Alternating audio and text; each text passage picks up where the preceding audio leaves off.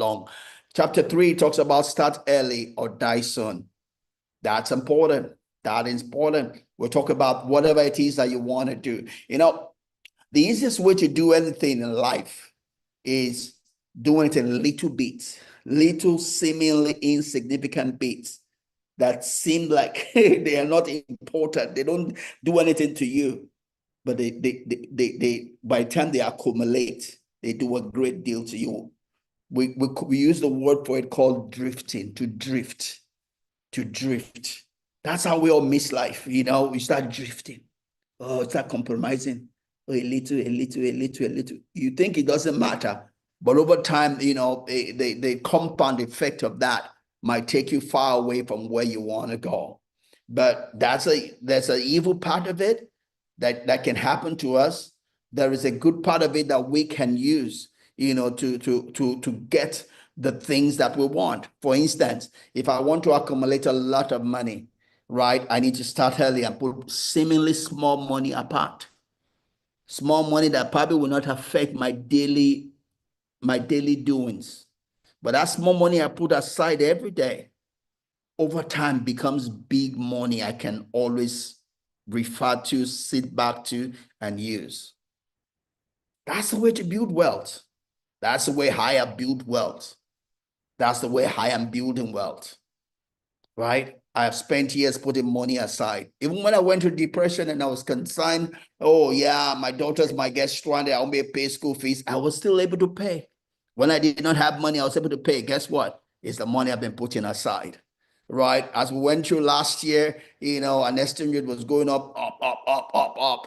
And it looked like I would not be able to pay school fees for my children. Guess what? I could fall back on the wealth I've been putting aside, right? When I was putting it aside, it was insignificant. But when I needed it, it was much, right? That's how to make money, right? It's if you want to do anything in life, you want to achieve anything, start early, start doing it in little bits, and before you know it, your little will become much. But we'll talk more about that when we get to chapter 3. In chapter 4, we're talking about we're all quitters, right? We're all quitters, and you just need to we'll talk about what that means, right? We all have a tendency to quit. It's ability to manage that quitting, not having that quitting have the best of us, that's important.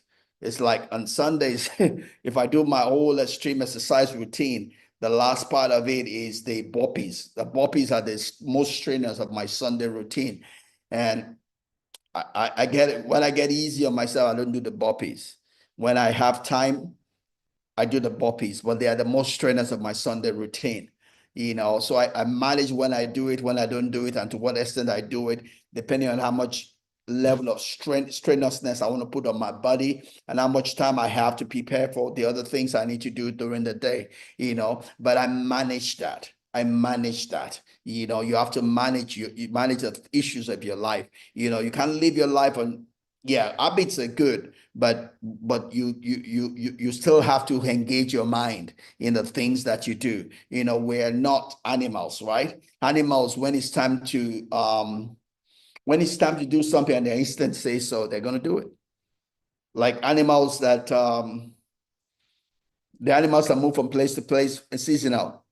If it's time to move, they're going to move, irrespective of whether there's danger in the way or not. They're going to go in the midst of that danger trying to move because their instinct says it's time to move, right? But we are not animals. We're human beings. We can think, we can reason. That's the leverage position that we have, and that's important. We'll talk about that